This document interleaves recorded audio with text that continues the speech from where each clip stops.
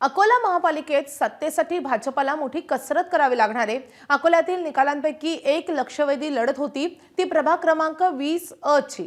भाजपनं या ठिकाणी त्यांचे 4 टर्म नगरसेवक असलेल्या विजय इंगळे यांचं तिकीट कापलं होतं। भाजपनं या ठिकाणी विद्युत बिल वाटप करणाऱ्या मंगेश झिने या युवकाला तिकीट दिलं होतं।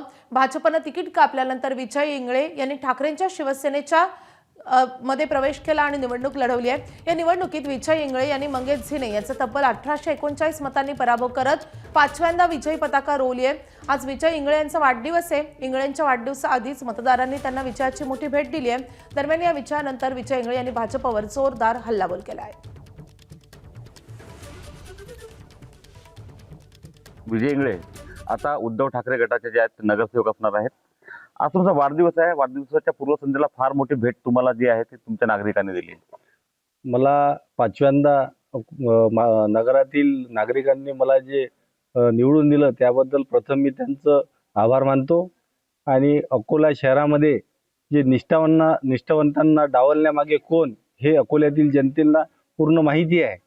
48 चे 38 करणारा तो व्यक्ती कोण, तर जनतेने त्यांना जो पराभव केला अकोला पश्चिममध्ये तोच व्यक्ती हा आहे असं मी यावेळी बोलतो। मी याच्या आधी जो इंटरव्ह्यू दिला तर मी थेट नाव घेतलं विजय अग्रवालांचं। तो व्यक्ती विजय अग्रवाल हा आहे। त्याच्यामुळे भारतीय जनता पार्टीचे 48 चे 38 झाले। यापेक्षा सुद्धा कमी यामध्ये सुद्धा त्यांनी कमी करण्याचा प्रयत्न त्यांनी खूप ठिकाणी केला। तुमच्या विरोधात प्रचारही जोरदार केला होता, तरी त्याच्यानंतर विजय मिळवला। मायबाप जनतेने मला 2दा ओपन मधून निवडून दिलं आणि यावेळेस सुद्धा पक्षाने नाकारल्यानंतर जनतेने मला स्वीकारलं। पुढची भूमिका जी आहे तुमची आणि तुमच्या पक्षाची काय राहील सभागृहात?